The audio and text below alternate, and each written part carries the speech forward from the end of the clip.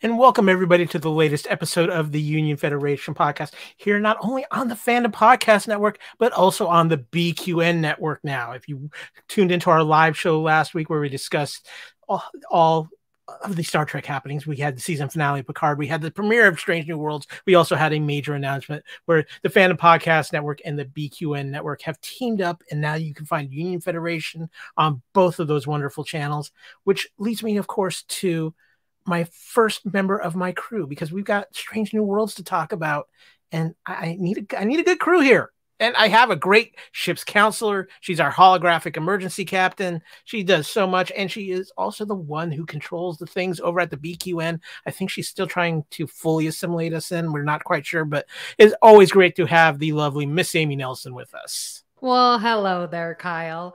I don't know. You might be trying to assimilate me because you showed up on Galaxy Class, which yes, our I listeners did. here on FPN will be able to hear you on Galaxy Class. Yeah, I'm everywhere lately. I'm like, wait a minute, did I get a little break after tax season? But I haven't. That's what I thought. Like, you guys keep me busy, but it's all good. Amy, one of the side effects of this assimilation merger that we have going on between our networks is that we're crossing the streams, and you're bringing some of your BQN family over to the Union Federation. So I would like you to introduce the newest member, our newest ensign, onto the Union Federation. Well, we have with us today Tony Robinson. Hello there, Tony. Welcome Tony. to Union Federation. Ensign Tony Robinson? Does that mean I'm going to be like Ensign Kim and I'll never get promoted? And anyway, Tony, we give you the choice. You can either be Ensign Kim and never get promoted, or you do a little time on the lower decks on the Cerritos, and then you can move on up. Oh, lower decks. That's it. I don't, no hesitation. Mariner, where are you? I'm coming down. Hi. Yes, I'm Tony Robinson. And what do I do on BQN? I don't. Everything. Tony is why we have BQN. I'm just saying. I do a few things. You're talking to the big wig right here. Oh, no. I don't even have a wig. But anyway, it's great. Thank you. It's wonderful to be here on Union Federation. Yep. We appreciate you coming on, Tony. Yeah, it's kind of a whole new experience for me, to be honest with you. Every episode is a whole new experience because we never know what we're doing around here. We just push buttons. Yeah. What's this one? Boom. No. Well, and just real quick too, we were talking a little bit off mic before the show until we find out Tony and I have in common another wonderful sci-fi series, The Expanse, that we both love. So we might have some bonding going on over that, Amy. I'm just saying. So, however, we are here to talk all things Star Trek. But Amy, before we do that, we have some news, and it's not Star Trek news. It's Orville news. We are in the final countdown to Orville. You know what? I wish Kevin was here, but Kevin is off with his lovely bride, so we will give him a free pass. Yes. We'll give him a Star Cruiser pass this weekend for not being here. But Amy, we have this absolutely phenomenal trailer for the Orville. It blew my mind.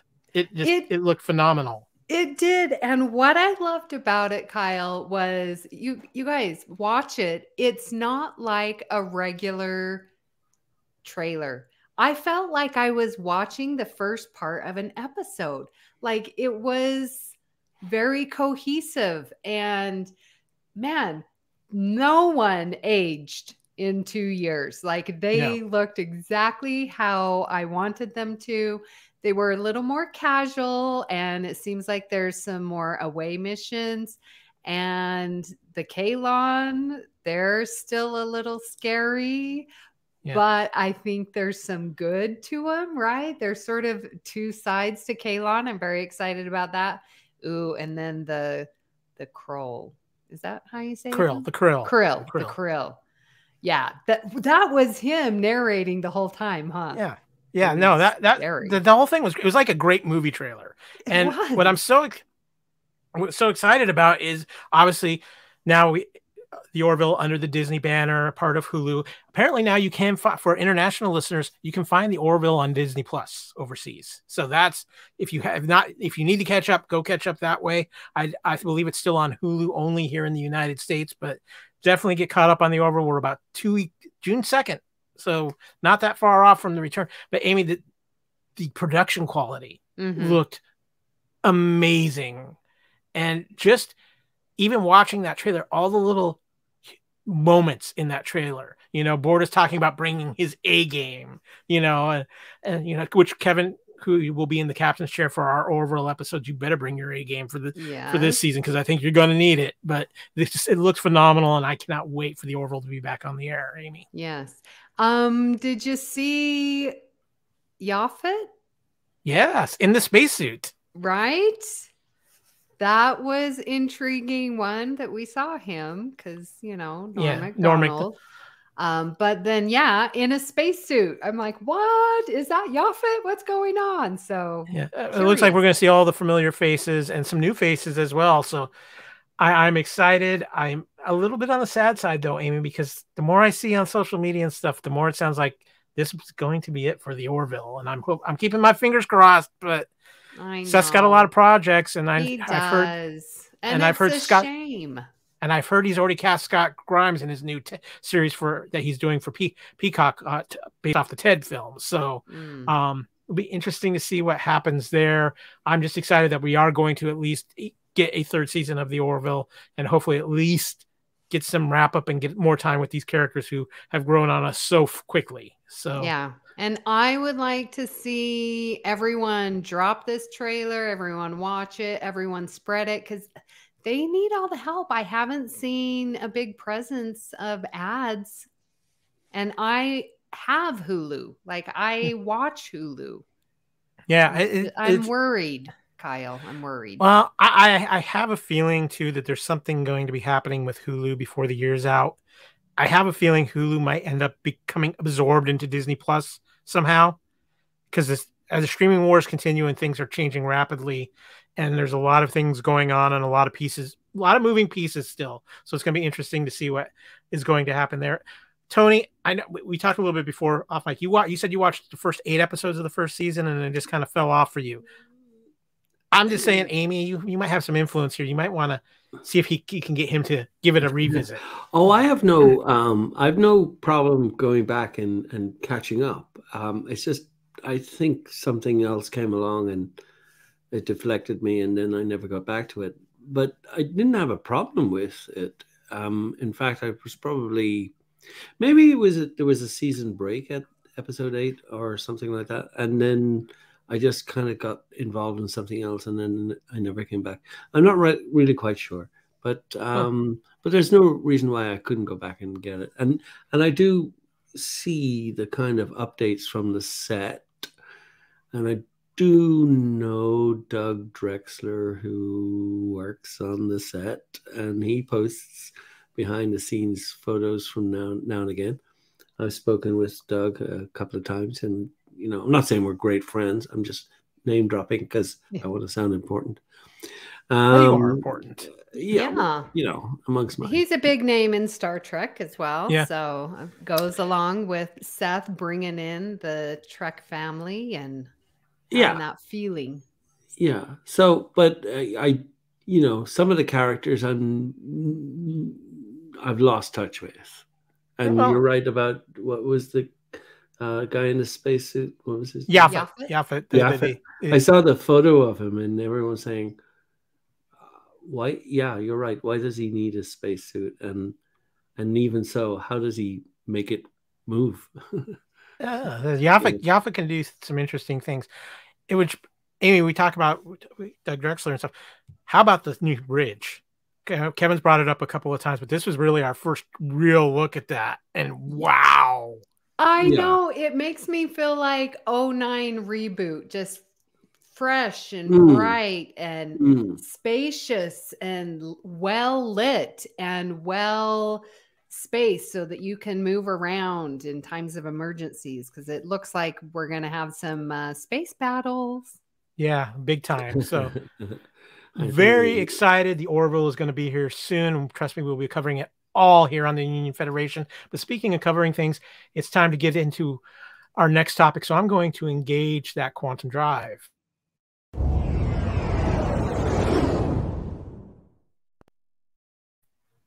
Of course, it is time to talk about our main topic today, which is, of course, Strange New Worlds Season 1, Episode 2, Children of the Comet. But before we get started, for all you listeners out there,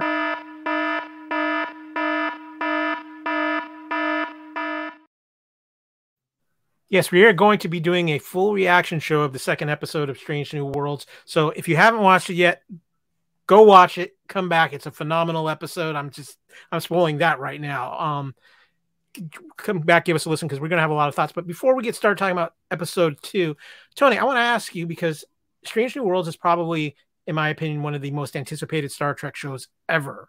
What was your impression of the first episode? Well, blown away. But, you know, when you look back at Discovery and you look back at Anson Mount playing Captain Pike, and you got a sense of what in fact, I think Strange New Worlds was just born out of his playing Captain Pike on Discovery, but he did it so well. He was. What am I trying to say here? Strange New Worlds deserves to be alive because of the way Anson Mount played Captain Pike, and here it is. And so it's hotly anticipated, and when I sat down to watch it the first time, my excitement level was off the scale, and it delivered straight away. It just delivered. I loved everything. The opening scene was so cinematic.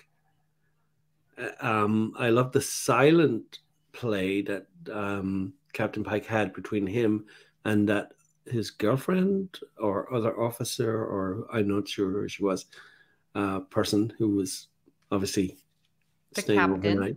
Yeah, the captain. Starfleet with benefits. Starfleet with, yeah, I love it. Love it. But I like that scene that when she asked him, "Aren't you going to answer the phone?" and she referred to it as a phone, and that he just didn't say anything. He just kind of made a gesture with his fork. It went silent, and he said, "That answers your question." No, I am not going to answer that phone, because he's avoiding the call. But that whole opening scene was so cinematic. And then when it went into the space, the final frontier, there are not many people who can carry off saying that line and saying it with such a sense of sincerity that you feel it. I mean, William Shatner did it so often, or it's embedded in our brain that only he can do it. Spock did it in Star Trek 2, Wrath of Khan. And I think that's the only time. Well, Picard, I mean, Jean-Luc did something. No, everyone's done it. Chris Pine did his own version of it as well. So did he? Yeah. But this is something different. And I'm very excited about the Strange New Worlds. I think it's already going in the right direction. If I'm being super, super, super critical, I think Ethan Peck hasn't quite found his Spockness yet. He's getting there, but he hasn't. I don't think he's 100% comfortable. But then he didn't really get a chance to develop Spock in Discovery. But as Strange New Worlds goes on, he'll ground himself. He's kind of trying to find that humor spark that Nimoy had with Spock. But then again, if you look at the pilot episode of Star Trek, Spock was a totally different character then, and then he kind of mellowed, and then he became who we love. Yeah, I think with Ethan too, he's playing such a different journey with Spock than even when he played the Spock he portrayed on Discovery. So I think, yeah, that's what I think I'm trying to say. I think it's still finding his footing there. But the first episode was phenomenal. Amy, we talked about it last week. We both loved this first episode, and for me, it carries right on to the second episode, which leads me to the fact Miss Nelson, would you care to give us our captain's log entry for Strange New Worlds this week? Yes. Cadet Uhura is invited to a meal with the other crew members in Pike's quarters, where she reveals that she is unsure about her future in Starfleet because she only joined as a way to escape from the pain of her parents' death. The Enterprise crew attempts to alter the course of a comet that is set to kill all of the inhabitants of a desolate planet, but it has a force field that prevents this. Uhura joins a team that transports to the comet's surface and discovers that it responds to music. A starship of shepherds who are escorting the comet position themselves between it and the Enterprise. They believe it is a being called Mahanit, who is an ancient arbiter of life. Enterprise distracts them to allow Spock to alter the comet's course. As it passes by the planet, it releases water vapor into the atmosphere that will improve the conditions for life. Uhura decodes music from the comet, which indicates that it has expected this interference, and Pike ponders the origin of the comet and whether this was more than a coincidence. He also considers the lives of the cadet that he is destined to sacrifice himself to save. There's a lot going on there, Kyle. Yeah, there's a lot in this episode, but Tony, what we do around here is we give our first reactions. What was in our gut right after we got through that end sequence of credits. So I'm going to ask you as our guest, what were your first reactions to this episode? Two immediate feelings that I had. First of all, the episode was fantastic. I had no real problem with it. Tiny little, maybe a bit convoluted with the alien only speaking in musical terms.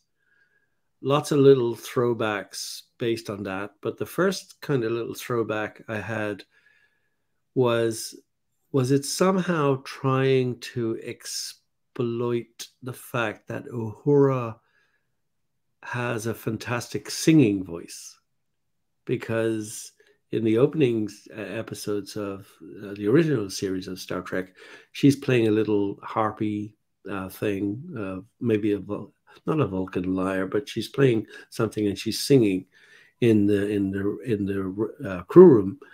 And now here we are visiting her voice again, and her voice triggers the response from the machine or whatever it is, the entity. That was that one. And I'm just so, and then I always think as soon as I heard her humming and getting higher in pitch or lower in pitch, it reminded me of the scene in Star Trek V where she's standing on the hill with the fans and singing, and the other people are entranced by the sound of her voice, and while Kirk and co go and invade the fort or the fortress, whatever. There was that one, and what was the other one? It's kind of gone out of my brain. I'll have to come back to it. So move on for a bit, and then I'll come back. But yeah, there you go. Miss Nelson, like you said, there's a lot to unpack in this episode, but there's some general first reactions there that just grabbed me. But the floor is yours to discuss what you thought of. What were your general first reactions here? There was some things that sort of took me out of it. The whole thing with the religion and the zealots and the, crazy space monks, I think they were referred to. It brought me back to the episode that I loved with Pike, New Eden, right? From Discovery. And again, there was this religious undertones of the theme of that episode. And we're seeing it again here. And so I'm like, this is very interesting. I'm wondering if that is something that specifically Pike is going to struggle with. I don't know. So I sort of picked up on that, and I was thinking that we might see that. I don't know. But yeah, I liked it. Spock sort of threw me, Tony. I do agree with you. I actually preferred Discovery Spock. I felt like he was more Vulcan. And now I think you're right, Tony. I think Ethan Peck's trying to find this is a looser show. We've talked about that. The dialogue is much looser. How they respond to each other. It's not the formal talk that we hear in Discovery or Picard. So I'm wondering how that and how Ethan Peck is going to fit into that, and will he find his Spock? What about you, Kyle? For me, the first thing that comes to mind, and it's the same way I felt after watching the first episode, the energy of this show, how this show flows. There's never, even when it's a slower moment, it just feels like it's moving. And I think, and when I look back at like Picard and Discovery both, one of the issues I've always had with those two shows is there's times where episodes feel like they kind of bog down a little bit. And at least with these first two episodes, Strange New Worlds, you're so pulled in. And I wonder if it's not because we know it's episodic. So we know it's all going to be wrapped up within this episode. So you're paying more attention to what's going on.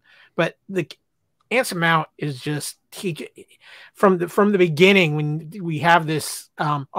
You've been invited to the captain's table, and the fun little ribbing that they do with Uhura, and just how Anson Mount carries himself with his crew, how he treats them all like they're equals, not that they're not that they're. Kyle, I'm sorry for interrupting. That scene was so good because it could have carried on from Uhura getting out of the turbo lift in her dress uniform and being concerned about, what am I going to do? Because, I'm going to meet everybody and I have to look good and blah, blah, blah, blah. And then she could have carried on down the corridor and entered the captain's quarters or whatever, and everybody else could have been in dress uniform. And yet they didn't do that. They totally not screwed that scene up, but in a good way. They totally changed your perspective of what was happening, and you realized she's being hazed. And Ortega's is in her track bottoms and top and whatever. She's just looking at Uhura and having a joke. And then you open the captain's quarters. Anson Mount again, Captain Pike looks at her and goes, they got you. And he's just come in. It doesn't matter. Actually, she wasn't the only person who wasn't in uniform who was in uniform in the room, but at least she didn't feel like small and whatever. And he opens the door with a barbecue fork in his hand or whatever, and he's just flipping burgers, and I've never seen that in Star Trek before. It's amazing. Pike makes some killer ribs. I'm just saying. Say again. I said, Pike makes some killer barbecue ribs. I'm just saying. Oh man, that has to be a thing now. We have to have some Pike's ribs. So can I put on my teacher hat for a second? I promise it'll be short and then I'll step off. But this was one part, the part with the hazing. Now, I am a school teacher. I get it. And that word has meaning. That word has teeth. And that word does not mean I'm teasing you. And they were teasing her. They were welcoming her with love and with laughter. That is not hazing, and they should not have used that word and then laughed about it, because that's not what hazing is. So I just wanted to put that out there. That is my teacher in me. I get why they did it. I get it's funny. You don't need to explain it to me. I'm telling you it's not funny because of the real life ramifications that I deal with my students. So there's your Miss Nelson moment. Well, it's the 22nd century, so maybe it's different. Then they know better to choose their words properly. I kind of look at it this way. I get where you're coming from, and I absolutely respect it. But, I look at it too as where sometimes with words like that, maybe it's better to take the power away from that word by making hey, listen, I'm with Kyle maybe because no, they I'm use a sure lot you're of- not saying that hazing is okay and that we should No, just I'm laugh. not No, saying no, that no, no, nobody's saying that. But No, I'm not just saying hazing is okay, but I think in there are times where we take a word and then No, I'm talking about the action that the action word of hazing. represents. Yeah, no, yeah. no. I think it's a reference to. I think it's a reference. I get why they're doing it. Let's just move on. I get it. I understand. Yeah, but compared to when you're saying words, they're, Tilly broke the word barrier, and I have a feeling that they're going to do the same on this show, not explicitly and not every episode, but I think there'll come an episode where someone is going to use words that you don't normally associate with Star Trek, which I actually like, because in my head, which I like to conceive of storylines and realistic dialogue that take place in a stress scene, if it's a battle scene, if it's something that's going on, people aren't polite to each other. They're just, get that effing thing done now, because I'm telling you, and it needs to be done. And it's not like for a TV audience. They're doing it because their lives are in danger and they don't care what kind of language they use. And I like to see that kind of creeping into Star Trek, because it gives it that element of realism. So it's not as long as it's not overplayed. I think when Tilly did it in Discovery, when people recovered from their shock, they almost expected her to do it again. It's placement of when you're going to use that. And the other thing, I'll just follow up on this. Again, what I liked about this situation was that they diffused it and took the cruelty out of it. Amy is what I was going to try to get to. Pike even says like it happened to him, and they all laughed about it. It wasn't meant in cruelty or thing. It was meant in fun, to kind of be a bit of an icebreaker. But I get also where you're coming from. But I think they did a good job of taking the bad out of it in an aspect.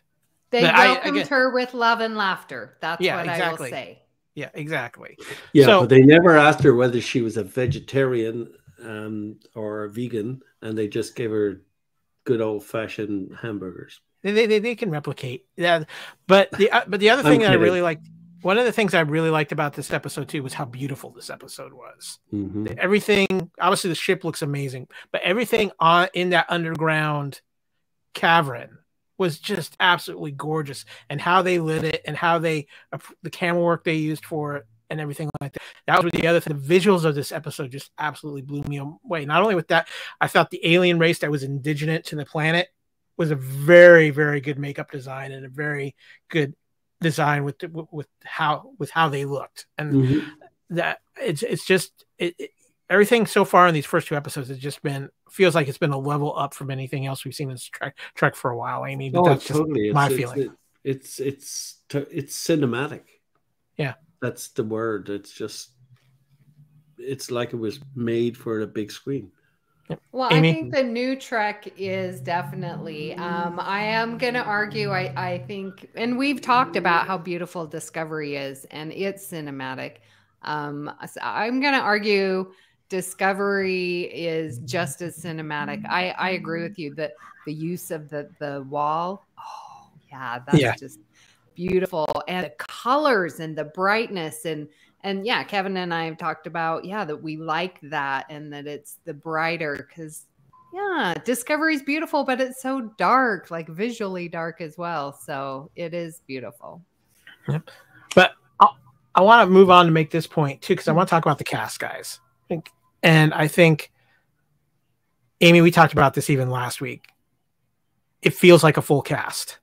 It feels like everybody's included. We are not just, the focus isn't on just any one person. Yes, there's a storyline, but there's usually a main storyline going through. Like this week, Uhura was kind of the center of the storyline, but you never felt like they engrossed the episode with that character storyline. Just like last week, it was a Pike story, but there's so much else going on, and they've just got the balance of this crew already down, Amy.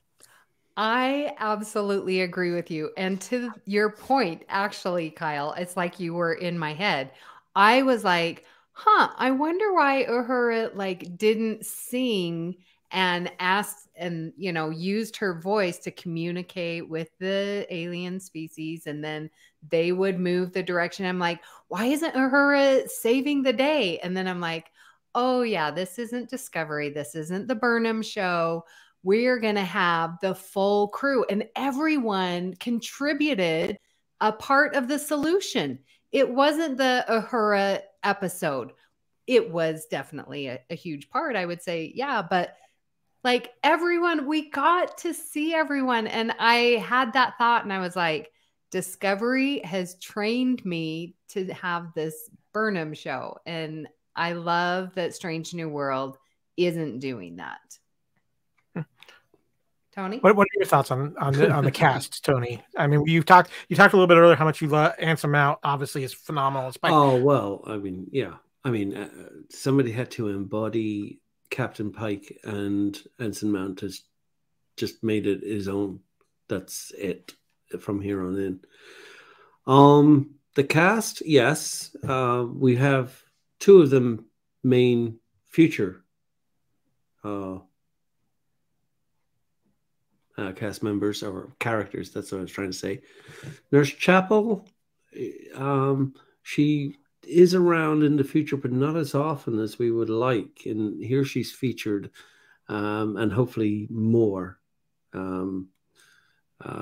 as we go along. And of course, we don't have a Scotty yet, and maybe they come along later. Maybe they pay a visit. I'm not sure about the Sam Kirk guy on the bridge and how he fits in, and even if who he is. And I didn't like that he touched it, and like he should know better. Well, no, he's a Kirk.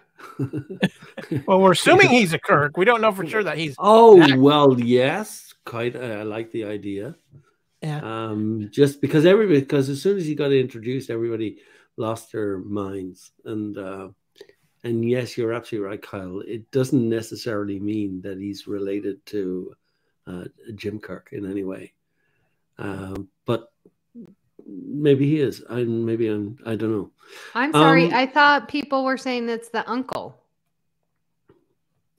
I haven't heard anything official, so people are just making speculations. Okay. I'm sorry. I thought it was official. So thank you for setting me straight on. And then I saw on Facebook, I saw some kind of reference between the way he looked, his little mustache, the color of his uniform, and the way what's his name was on Galaxy Quest. Oh, yeah, Guy. Oh, they look very similar. And I'm only crewman number 6. Sam Rockwell. Yeah. And whether that was a kind of an in-joke to make him look like that character, but I'd like to know that that was a deep in-joke. I think it might have been, because they even made a joke about the mustache in this week's episode. They did. That's cute. Yeah. Nice call. Yeah. That was nice. But in terms of the balance, we're seeing new people. We're seeing Ortegas. Who else are we seeing? We had a kind of what was the name of Sulu's daughter in Generations when she said, when Kirk goes, where did Sulu have the time to have a daughter? Whatever. I can't think we had of that. Yeah, but they had that Asian helmsman girl lady, and she turned around when they were leaving space dock and whatever. And I thought, is that a throwback to? I thought so too. Yeah, it was kind of it was just an image more than anything, because it couldn't really be that person, but it just felt like that was the image. Yeah. No, I think everything is working out fine. I think the play, everybody seems to know immediately who they are and what's expected of them. And going back to Uhura, I don't think she has. I don't think she has said, "Hey, I'm Uhura, so you must know who I am." I I have a thing in my ear, and I can speak to Klingons if I have a manual. We're going to have an interesting discussion here shortly about Uhura, so save your thoughts for that. I did find Kevin's not here, so it was up. I had to do a little digging through the Starfleet archives. I did find a very interesting trivia Easter egg about this episode. So let me fill you in on what I found. The function of the comet to travel the galaxy, seeing habitable worlds with water and organic molecules, indicates there is a possibility that it was built by the ancient race of aliens that came to be known as the progenitors. The progenitors were the first intelligent life form to evolve in the galaxy when they discovered warp drive and began exploring the galaxy over 1 billion years ago. They discovered that there were no life forms like themselves on other worlds. They only found simple single-celled life, and only then on very few planets. So they took it upon themselves to seed the primordial oceans of M-class planets across the galaxy with water and the basic organic components of their DNA, so that similar but not identical life forms such as themselves would one day exist. In Star Trek The Next Generation episode The Chase from 1993, it was discovered that these aliens left a message for their offspring in the form of a simple computer program encoded in the nucleotide sequences of their DNA. But each species only had one part of the code needed to run the program. They hoped that one day the code would be discovered by their offspring and that they would realize they needed to seek out and work with life forms from other worlds in order to finish the program. In Star Trek Hidden Evil 1999, it discovered that the planet, the Baku and the Sona from Star Trek Insurrection are living on at one time was an outpost of the progenitor race. One of the laboratories was found deep beneath the surface of the planet, including a status chamber that contained the individual who programmed the message found by the crew of the Enterprise D. So they did some deep stuff here with this comment. You know, that's interesting. I didn't think about the chase and the progenitors. I like it. Yeah, that's what I was going to ask you, Amy. You are our TNG expert here. So the only thing I thought of with the comet, and then they tried to beam down, but there was this force field. It made me think of, like we saw in The Mask, season 7 of TNG, where this artifact was traveling through space. It had all this debris and stuff. It was built up. Excuse me. And that's what I thought the comet was that, there is some kind of ship, but it just had collected this debris. But I like that's a little deeper. Tony, that's a pretty deep dive into Star Trek lore that they go with here. What do you think? Well, I'm lost immediately because I wouldn't have referenced back that far, and I wouldn't have referenced the progenitors either. But that's fine. I like these sudden inputs from left field. My brain knowledge of Star Trek should have alerted me to that fact, but there you go. Can I just come back to the comet? Because what occurred to me about this comet and the very nature of comets is that as they get closer to, comets that come into our solar system, as they get closer to the sun, the tail that you see in a comet is basically the ice melting. And so the more the comet goes around the galaxy or the universe, the less of it is, the next time you see it. And then in the scene where Spock drives the shuttle through the various rocks that are coming off this comet that he has to navigate through, because it's shedding rocks as it gets closer to the sun of wherever they are. And you know that because it has a tail, because that's what the shedding rocks are, basically, or whatever. I was just thinking, is this comet like a kamikaze comet? It has a one-mission job, almost like Star Trek itself, almost like the Enterprise, to seek out new civilizations, to boldly go where a comet's never gone before, and help those people that are in need? How did it know that it needed to come close enough to the atmosphere of that planet so that it needed water so that the species down below would survive? The other guys, the zealot guys, the space monks were saying it will decide to do this. It may decide to do this. They kind of know what this thing is capable of.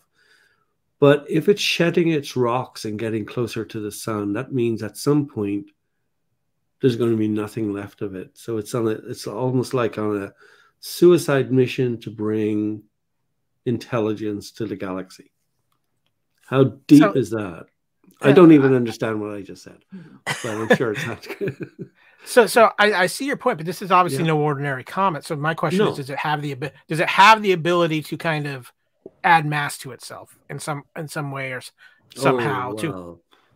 Because Amy, I want your thought here, because the impression I got a little bit with this comet was that the comet itself, with the technology that was in it, may have been even its own life form in a way.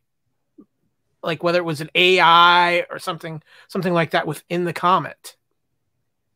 Well, so I guess I'm not understanding, because Spock took the shuttle and went through the vein, right? Mm-hmm. And it broke off a part of the comet. Mm-hmm. And that ice part of the comet went to the planet, and that's what causes okay. Mm-hmm. So the comet didn't do anything. Spock did it. So I'm confused why we're saying the comet did anything at all. Because here's the catch. Because when the way I interpret it was when Uhura reads the message, that it was predestined that Spock was going to do that, and so the comet knew that Spock was going to do that. So so it's a question of fate. Who wrote? Oh yeah, no, I don't believe that. That's like no. Well, that's what they're trying to say. That's a convenient thing to say for something to work out. This is just my. Yeah, well, that's the conundrum. I get, that's the whole. I get where you're coming from, thing, Amy. You know, and we're gonna have a little more conversation about that, because I think this is a good transition. I'm gonna be Chief Kyle, because now that's a thing, and I'm going to activate the transporter so we can begin our away missions.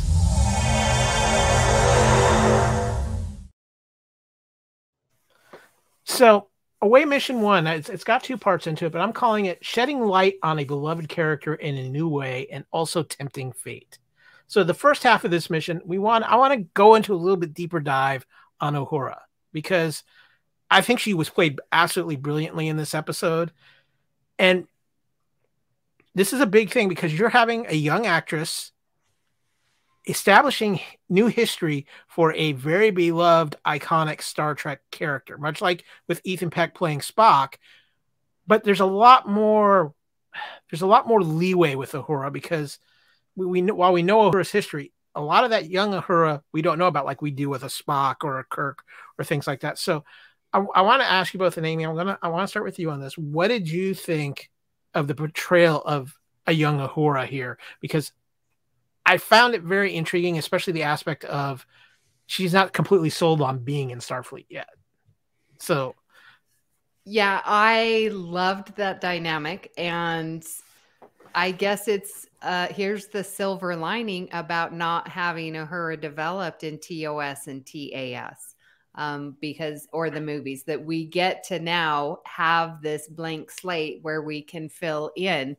And what a remarkable thing. And I loved Spock and Uhura, and they're looking at this situation coming from 2 different perspectives, and how brilliant that was.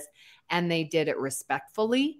Like Spock was saying his opinion. She listened, she heard it, and she said, "This is my opinion." Spock listened, he heard it. I just loved it. And I'm excited that she delivered it so well. She's contemplative, she's self-reflective.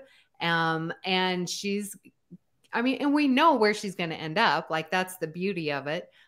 So to see this in the question, absolutely is making her a great character, and for her to already set up have this great arc. I agree. Tony, too, one of the things that I really liked what they did with Uhura here was the fact that she's experiencing all this stuff for the first time. And while they play up on it, they also, I love the scene with her and Spock when he's trying to give her a pep talk. And then the one he doesn't necessarily mean as a pep talk turns out to be a better pep talk than what the actual pep talk he tried to give was. But just in the aspect of her reactions felt very much like somebody who had been through Starfleet training, but they were still on their first away mission and they were feeling the pressure of it, but not letting it overwhelm them, but still being very intimidated. But I really felt like they really nailed that with Uhura here. Mm-hmm. I agree. I'll give you my opinion on what I think is happening, but I'll just preface it by saying I work in the airline business and I love it so much. And it's a great career opportunity for people. And I've managed to do things that most people wouldn't get to do in terms of traveling, which is great.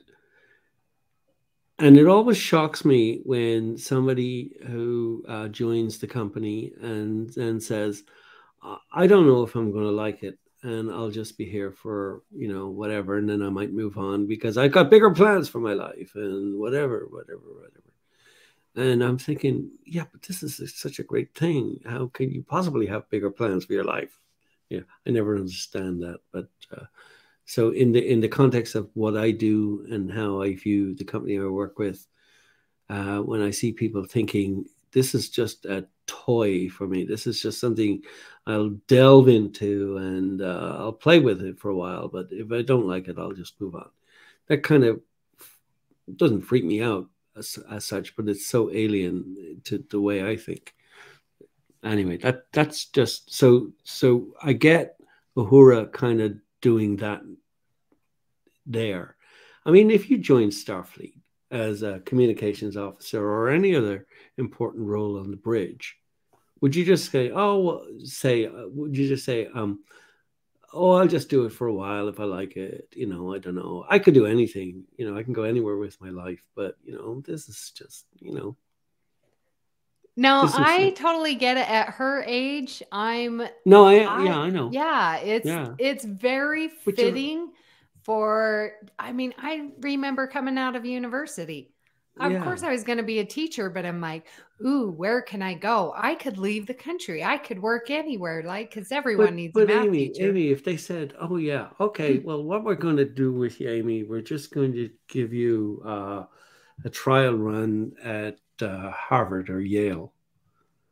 And then you go, and then, of course you would. But then you go there and then you'd say, I don't know, I might stay here, I might move on. Exactly, because you're never going to get that opportunity again. Well, but so I think there's a difference here. That's not really my point. Yeah. Well, no, but it's a good point. It's a good point. I just want to throw in this real quick, though, because there is a difference in the situation. Because she talks about, again, we're talking about fate, maybe, because she didn't want, her parents were killed. So that put her on a different path than what she had planned for herself. And she's feeling this way because she doesn't know what direction she wants to go in yet, because she's still dealing, it sounds like, with the grief of losing her family in a way. And it's really kind of thrown her for a loop.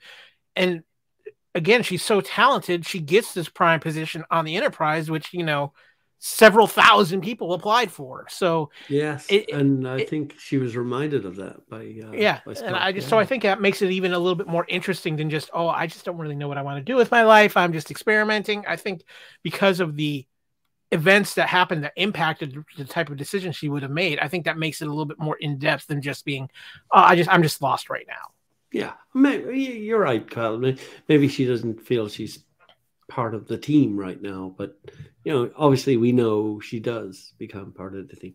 Okay, here's my real look into what's actually going on in this scene. As told by Nichelle Nichols herself, after a while on Star Trek, she wanted to leave because the role wasn't that great of a role. She was the lady sat in a chair, said hailing frequencies open, Captain, or some such dialogue, but didn't have any integral or meaningful dialogue on the show, except she fulfilled that role. And then the story goes that on meeting Martin Luther King, that she was thinking of leaving the show. He persuaded her to stay and said, don't you realize who you are, what you represent, what you mean to people, and all that stuff. And based on that, she then said, okay, I'm staying. So I feel that in this scene, there's echoes of expressing Nichelle Nichols's life through the dialogue that she's actually having by saying she may or may not stay. She may or may not have other plans. This is something that she's trying out, and it could work. It could not work.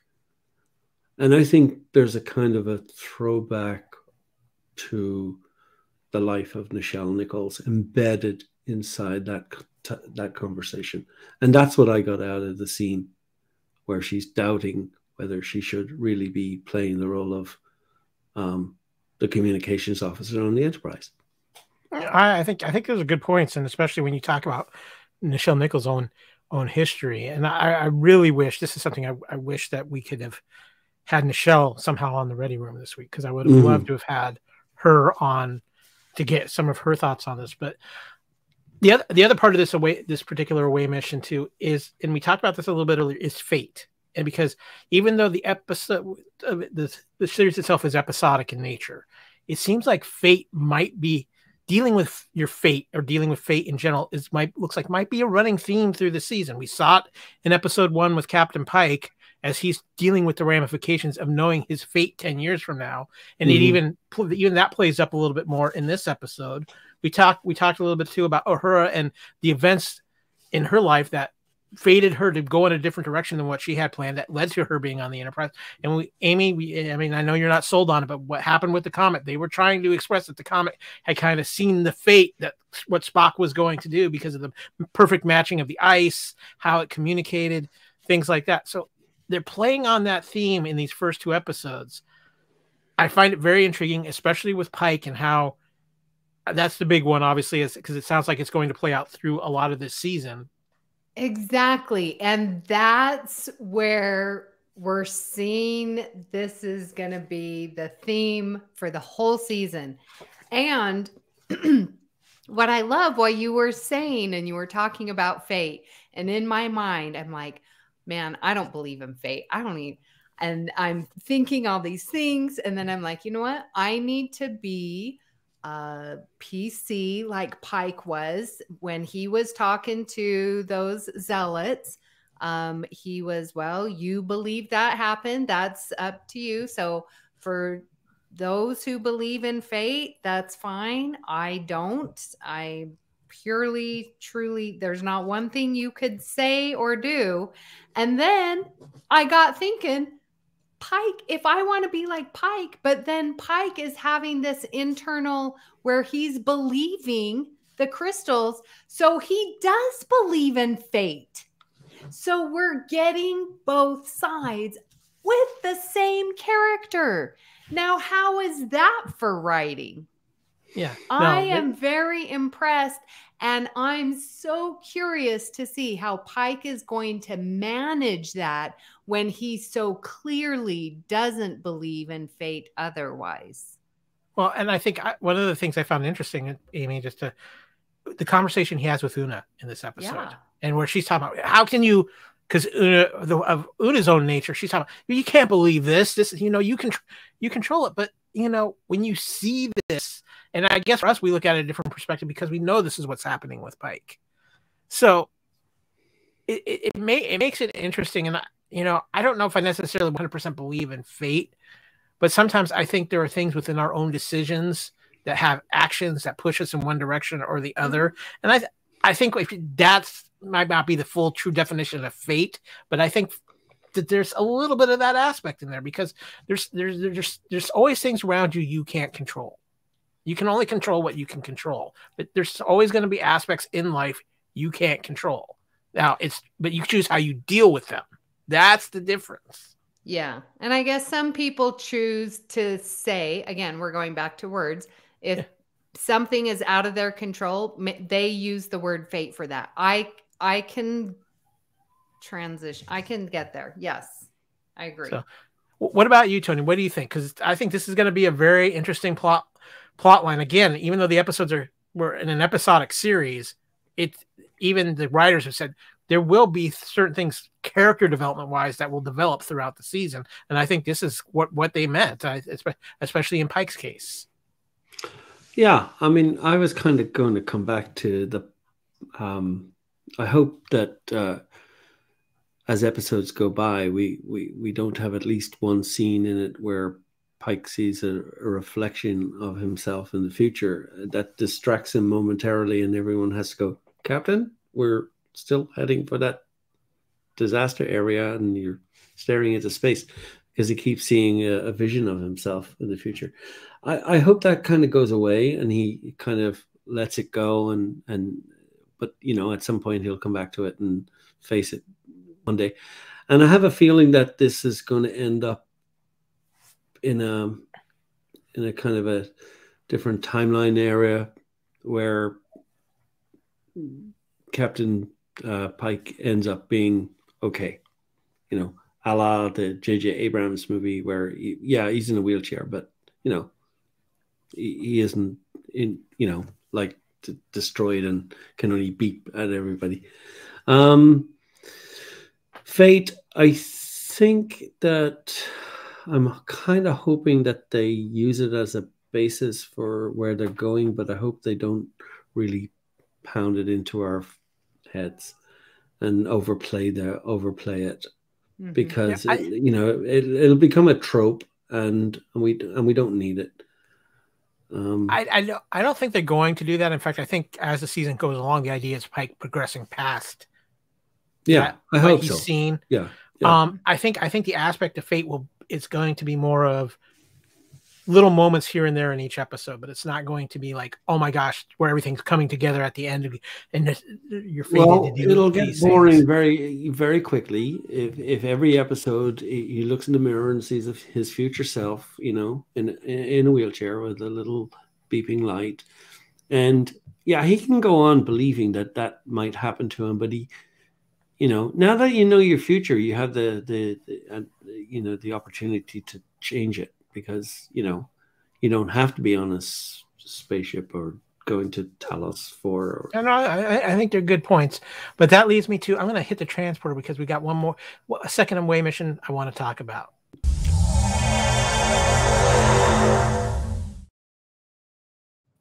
I'm going to keep this one short and sweet, but I want to ask both of you, because one of the things that we've talked about on this episode, and Amy, we talked about, is that how much we're getting of the crew. And so what this is just more of an opinion from you guys.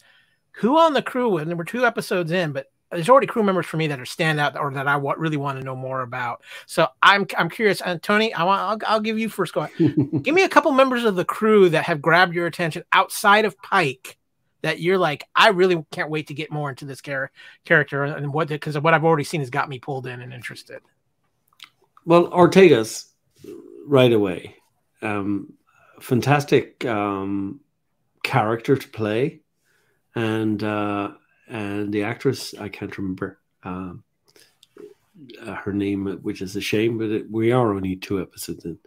Anyway, Ortega's is great. Melissa Navaji. Yeah.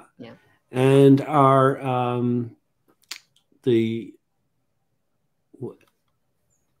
if you have to cut this bit, I'm so sorry. I should have written names down before. Oh, we have names. Tell us. We have names. The other girl with the English accent who's half Chinese. Lan. Lan. That's it. Yeah, Lan Noonan Singh, played by Christina Chong. Yeah, Christina Chong. That's how I knew it was. Okay, going back to that. Laon is another great character, but I don't understand Laon just yet. Other than she's coming across as a very strong character, I just don't understand the Noonien Singh bit. Is she what am I trying to say? Is she a relative? A relative? Is she part of that? I think that's one of the mysteries of this show that they're going to play out for a while. And what's her job title? Is she security? Security. Yeah, security officer, okay. Chief security. Yeah. But I mean, why would there be her? And then later on, when Kirk meets Khan, he doesn't go, wait a minute, are you related to our security officer who just left us, 2 planets ago? Because she would have been around at that point unless something terrible happens to her, and we don't want that to happen. But the point is, that's not a name that just is a casual name. That's a significant name. Yeah. And so what the heck is going on there? Yeah, I think that's a very good point. What about you, Miss Nelson? Give me a couple people who have stood out for you, or that you're ready to sink your teeth into and get more into them. Not that is not Captain Pike, right? Well, they're actually Tony took my answers. Ortega. No, but it's good because remember when we had those 1 minute little introduction to the characters before, right? And Ortega's, I was like, ooh, I want to see more about her. In part because I feel like she's got the alien vibe. Remember when Tasha Yar was cast and they used who was the alien actor? Torres. Oh, yeah. No? Yeah, I know who you're talking about. Yeah. No, from Alien. Oh, from Aliens. Anyways, Tasha Yar's character was developed because of Alien, and Ortega's gives me that same vibe of I'm gonna be awesome. You mean Ripley? No, it's okay. I don't remember, and I don't want to waste time thinking about it. So I'm definitely Vasquez was the character. Vasquez, yeah, thank you. So I definitely am interested in Erica Ortega's. I'm already turned off by La'an Noonien Soon. Number one, because I don't like saying her last name. It's too close to Soon Data. Isn't it Singh?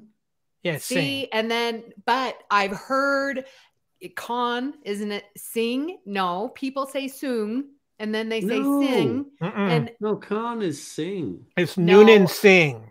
Noonan Singh. Trust me, I have been listening to enough podcasts. Anyways, I am not liking how her character's coming across, but I'm thinking when we get a proper introduction, and like with her in the story as much as Uhura was this week, I'm sure I'll change my mind, but she's throwing me off. And another one that's throwing me off is Nurse Chapel.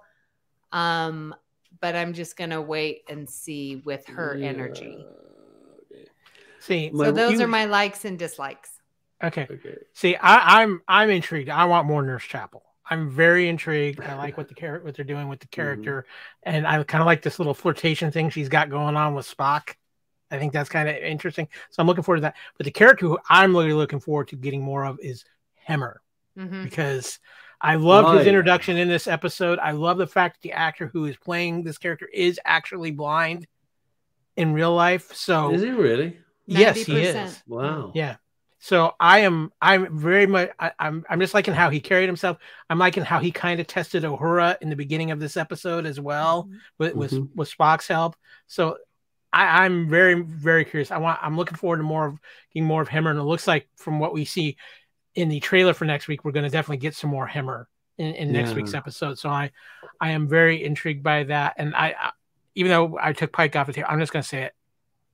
Ansem Out as Pike is rapidly climbing to my number one captain. Oh, totally. Not number. Come on. Can't be number one. Oh, well, he's getting to the top of the list in a rapid fashion. Yeah, he is. Yeah. With that, we're going to take a quick break here, let you know what else is going on around the Fandom Podcast Network. And when we come back, it's time to talk about the Ready Room. Thank you for listening. We hope you're enjoying this podcast. We'd like to continue to feed your ears by inviting you to listen to these other great shows on the Fandom Podcast Network. It starts with our flagship show, Culture Clash, discussing the latest in entertainment pop culture. Bloody Kings, Immortals Take Notice, our show covering the entire Highlander universe. Couch Potato Theaters, where we celebrate our favorite movies. Time Warp, the Fandom Flashback podcast discussing a year in movies and our favorite retro movie and TV pop culture topics. Good Evening, discussing all things Alfred Hitchcock. Union Federation, our Star Trek and Orville show. Hair Metal, the 80s and early 90s rock metal podcast. Type 40, our show covering the time-traveling Doctor Who universe with host Dan Hadley. Lethal Mullet, an 80s and 90s action film podcast with host Adam P. O'Brien. Also check out the Lethal Mullet Network for more great podcasts. What a Piece of Junk, a Star Wars podcast with hosts Scott, Derek, and Nathan. Making Treks, a Star Trek podcast, a deep dive into the final frontier with host Mark Newbold and Adam P. O'Brien. And check out our newest shows, The Fandom Show, our monthly Fandom Podcast Network live YouTube exclusive show about the month's hottest topics in fandom, and the FPN True Believers MCU podcast, discussing the Marvel Cinematic Universe and the related Marvel television and streaming MCU universe, including the connections to the original Marvel comics. You can find the Fandom Podcast Network on several platforms. Please subscribe to the Fandom Podcast Network YouTube channel to receive notifications of new podcast episodes and live events. You can enjoy all of the Fandom Podcast Network audio podcasts on our master feed at fpnet.podbean.com. The Fandom Podcast Network is on all major podcast platforms, including Apple Podcast and iTunes. You can find the Fandom Podcast Network on Facebook. You can email us at fandompodcastnetwork@gmail.com. You can also find the Fandom Podcast Network on Instagram at Fandom Podcast Network and on Twitter at FanPod Network. Thank you for listening, and remember, respect others and enjoy your fandom.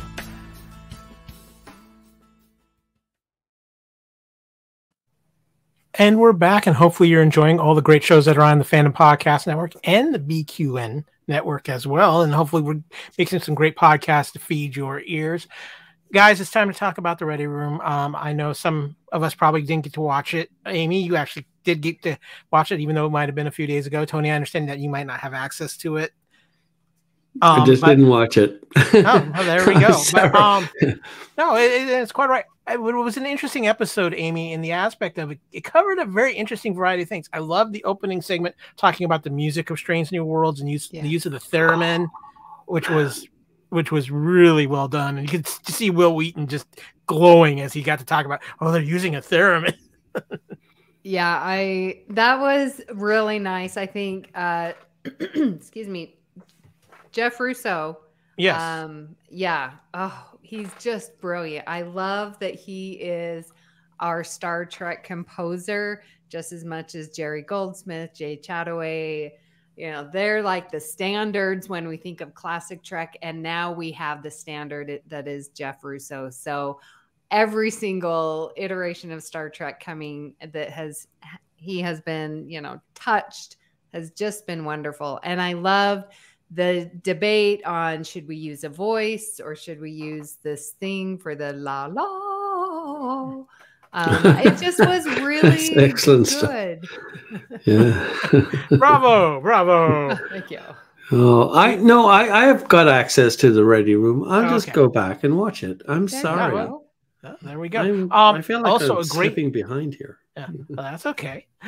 Trust me, the Ready Room is a fun. It's always playing Russian roulette around here to see who actually got a chance to watch it when we talk about it. It really is. It's hit or miss, and it's it's funny. But there's a great interview too with the actress who plays young Uhura, Celia Rose Gooding, I believe is how Will Wheaton pronounced it on the show. There's something I pulled out of this, Amy, that I found fascinating because it's something I've learned now with two of the cast members, was that they were cast and they didn't find out which character they were cast for until later on when they went for their fittings and things like that. That was both for Anson Mount as Captain Pike, and for Miss Gooding here, she didn't know she was Uhura until she was going to her costume fitting. Mm-hmm. And she's like, I'm so glad I didn't know because I would have auditioned in a totally different way. And I think this is a brilliant move to find this out, because I think they're getting true, honest auditions of the person, not them trying to fit into a pre-existing character. And I think with Strange New Worlds, that's something, Amy, that they have to consider, because you are casting some pre-existing characters on the show. You are. And I don't know that she has said specifically that we've heard other characters, say, for example, the amazing person, I'm so sorry, Ito, and Gary, who plays the young Guinan, watched the episodes, did her research. Now, did Celia Rose say that she did that? I feel like the most disconnect with her, Uhura. I love Zoe Saldana in the new reboot. I have an instant connection that she is Uhura just as much as Nichelle Nichols. But maybe I just need a little more time. How do you feel? Tony, I'll let you answer. Do you feel like there's a connection there yet, that she could be Uhura, or does it feel like it's kind of a new character? I think we will get there. I think the initial, if I use the word problem, that's not really the word I'm trying to find. I think the initial kind of shock value factor is that she doesn't look like a young Nichelle Nichols. She doesn't have the same body shape as Nichelle Nichols, and therefore you kind of think, how can this person grow into the person we all know as Uhura? And I mean, when Chris Pine plays Kirk, he kind of looks like what Kirk is going to be. Even Zachary Quinto looks like what Spock's going to be.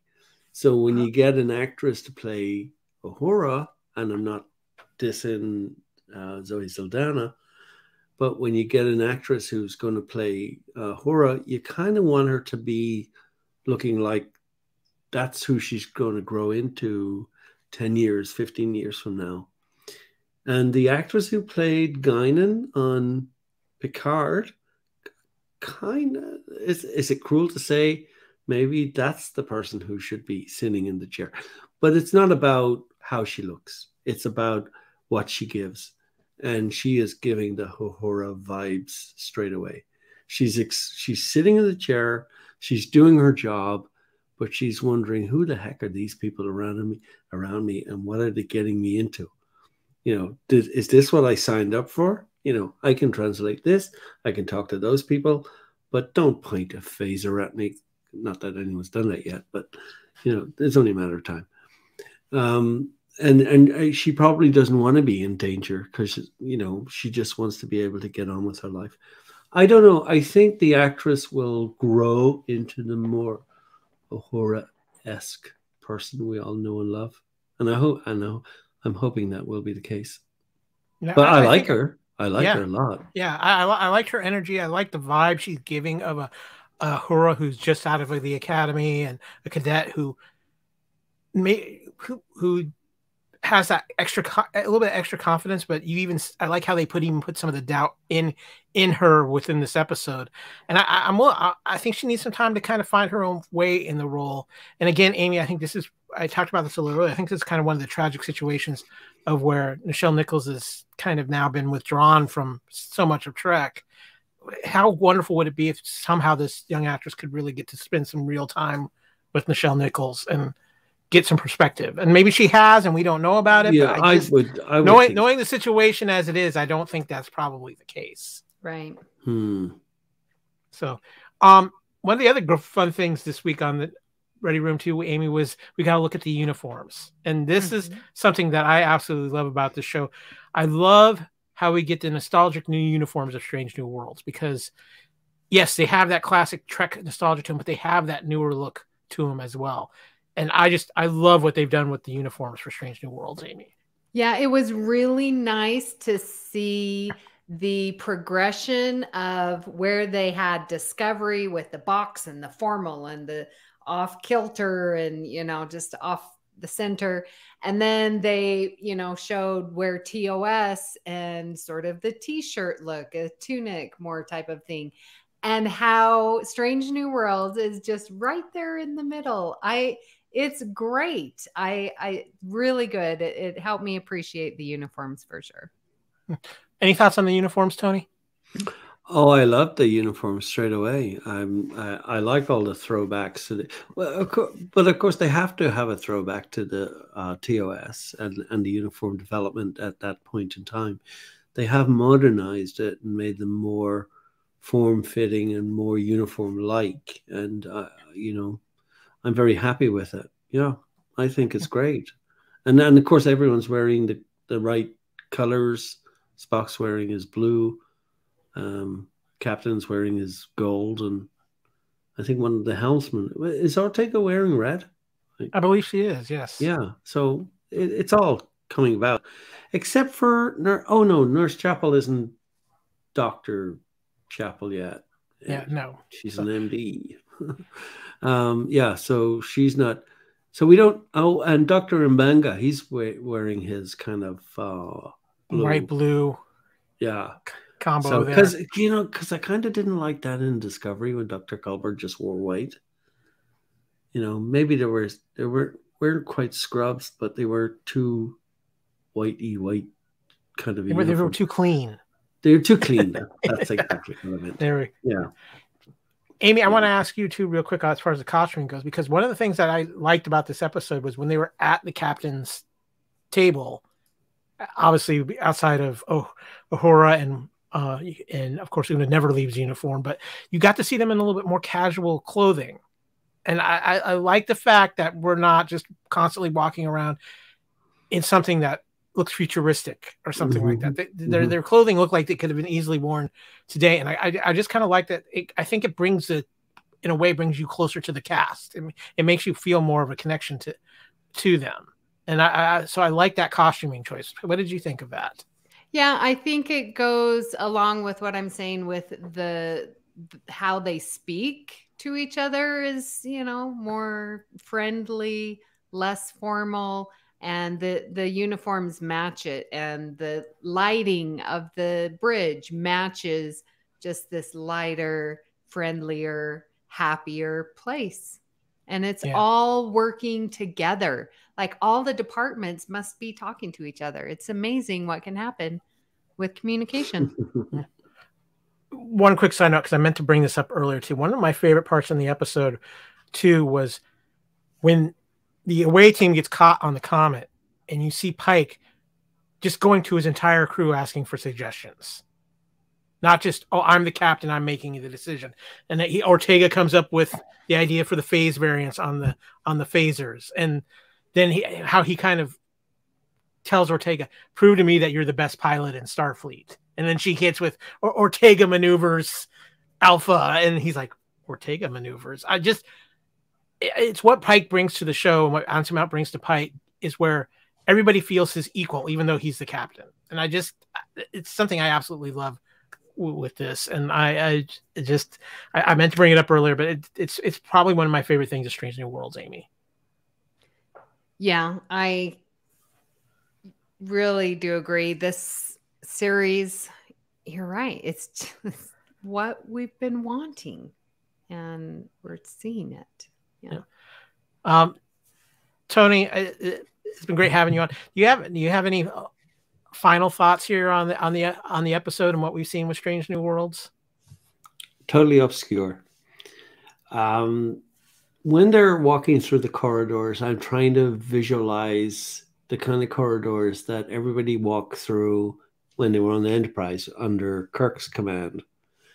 Here we see them on the periphery of the saucer, so there's a windows on their right or the left, depending on which way they're walking. And of course, there's a few interior shots as well. But I was paying attention to the corridors, but particularly I was looking at the ceiling area where they're walking. So what's above them? Because there are shades of that angular approach that you had on the Enterprise, where everything seemed to be at an angle going up. And also some of the corridors also had these weird colors. You had a green, or you had a purple, or you had a yellow or something. And I'm pretty sure I saw this interior shots of the Enterprise, a kind of a hint at those colors emanating from the ceiling downwards, just to give a kind of a shade of color in those corridors, because they have to do that. Well, I'm hoping they'll have to do that as much, with the Enterprise as much as they're doing with the uniforms, they're doing with the red doors on the bridge, whatever. But I know it sounds silly and it's kind of a tiny point, but even in the corridors, you kind of have to have an echo of what the Enterprise used to look like before the refit, because we haven't reached refit yet. Yeah, but that's the point. It's the little things. It's the little things that matter. Tiny things.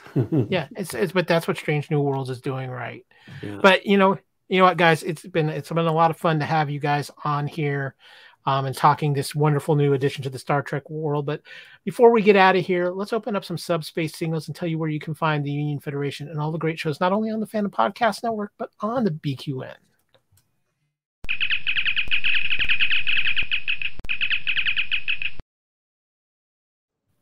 Of course, if you're looking for the Fandom Podcast Network, it starts at our homepage for all of our podcasts at fpnet.podbean.com. And of course, you can subscribe to the Fandom Podcast Network's YouTube channel as well. Amy, where can people find BQN these days?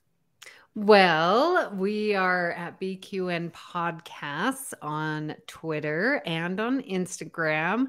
I'm co-hosting a couple shows, Galaxy Class and All Good Things, which you can also hear on FPN.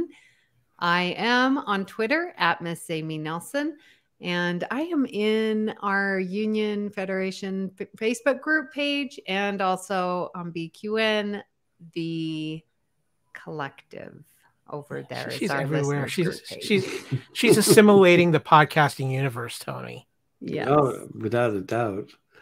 Where can people find you when you're not trying to, sneak in some Romulan ale onto our starship? Oh my goodness me! Thank you very much for the reference to the Romulan ale. Yes, no, Twitter right now is about the only place you'll find me, which is the handle is Shamrock165.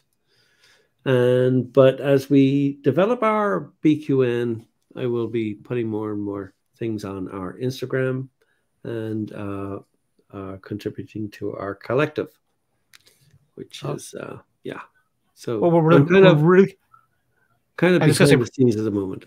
Oh, hey, it's the behind the scenes people that keep everything going. So we're really excited for everything you guys are doing at BQN. And we're so happy for our partnership with that. Real quick, too, if you want to reach out to the Union Federation Podcast, you can follow us at Union Fed Podcast on Twitter. Amy mentioned our wonderful Facebook group.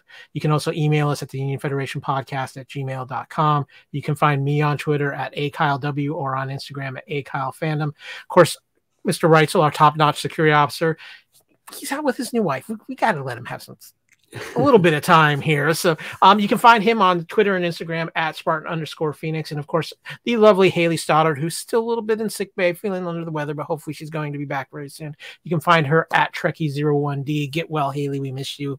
Looking forward to where you can join us and talk about your favorite captain, Captain Shiny Pants. So, of course, you can find not only the BQN and Union Federation on iTunes, but you can find us on all the great podcast catchers out there, whether it's iHeartRadio, Amazon. We just got the Fandom Podcast Network on Amazon. Really? Yes. So can I ask Alexa to play FPN? Yes, you can. Yeah, that's excellent. So we are on Amazon Music now as well, so we're excited about that. Of course, Spotify. We're everywhere. I try. And two, if you're looking for some Union Federation merch, go to our TeePublic store. We have all the shows of the Fandom Podcast Network on TeePublic. Go to TeePublic, search for the Fandom Podcast Network or the name of your favorite show on the network. You'll find the shirts, you'll find the sweaters, you'll find masks, you'll find tablets, tablet holders, all the good stuff. TeePublic.com, search for the Fandom Podcast Network. And Amy, we look ahead to the Orb of Prophecy as we continue searching out Strange New Worlds with Episode 3, Ghosts of Illyria. And as we said earlier, the countdown is on. June 2nd, the Orville is back. We are going to go live for our premiere episode of the Orville. I think that's very fitting. Hopefully Kevin, remembers where the chair is and fix that squeaky spot in it.